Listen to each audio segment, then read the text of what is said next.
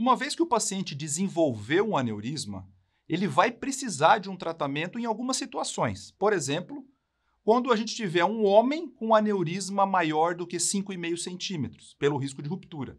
Tem literatura que fala maior igual a 5,5, outros locais falam maior do que 5,5. Vamos aguardar o número 5,5 centímetros no homem. Ou então maior do que 5 centímetros na mulher, porque aqui existe um risco maior de romper, que é uma complicação grave. Outra situação que vai indicar tratamento é o crescimento rápido, um crescimento acima de 0,5 centímetro em 6 meses ou acima de 1 centímetro em 1 ano, durante um acompanhamento com uma ultrassonografia. Ou então, situações de sintomas, de complicações, principalmente os quadros de isquemia de membros inferiores. Ou ainda, a gente vai precisar tratar os aneurismas saculares.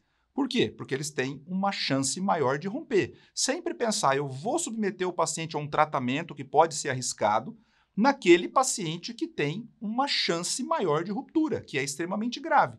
E qual vai ser o tratamento? Vai ser simplesmente substituir aquele pedaço da aorta que tem o aneurisma por uma prótese. Existe a cirurgia abdominal clássica da prótese, cirurgia aberta, com acessos intraperitoneais ou retroperitoneais, não vem ao caso, mas a gente vai colocar uma prótese no lugar do aneurisma.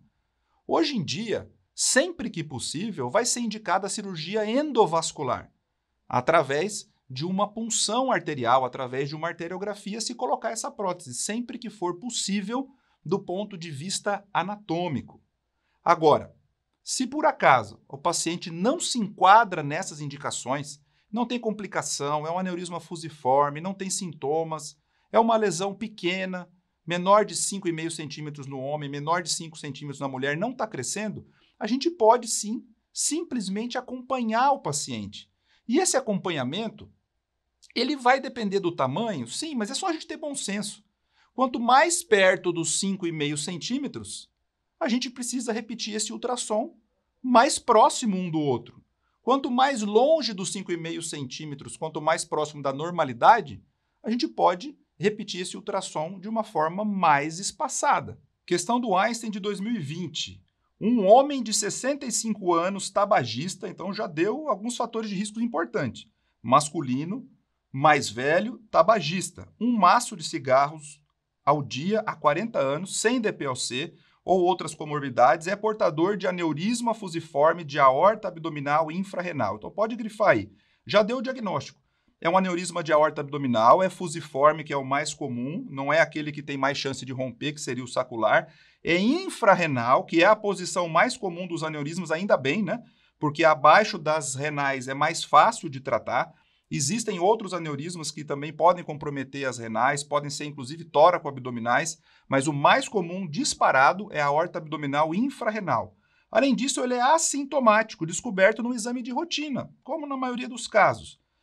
Está indicada a correção cirúrgica desse paciente se o aneurisma tiver um diâmetro a partir de... A resposta está lá na letra D, a partir de 5,5 centímetros. Fácil, né? Homem com aneurisma de aorta acima de 5,5 centímetros tem que tratar pelo risco de ruptura. Esse é o padrão da maioria das questões que a gente vai encontrar na nossa prova. Infelizmente, se a gente não tratou esse paciente a tempo, ele pode chegar no pronto-socorro com uma rotura do aneurisma. Nesse momento, ele pode apresentar aquela tríade clássica do aneurisma roto, que é a massa abdominal pulsátil ali na linha média, associada a uma dor abdominal intensa, uma dor aguda, uma dor súbita, que irradia para o dorso, associada a sudorese, mau estado geral e também uma hipotensão arterial. Paciente com dor intensa, massa pulsátil e hipotensão tem que pensar em aneurisma roto.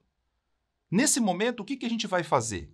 Vai depender da estabilidade do paciente. Mas espera aí, ele pode romper um aneurisma de aorta e ficar estável? Pode, porque na maioria das vezes essa ruptura ela fica contida no retroperitônio.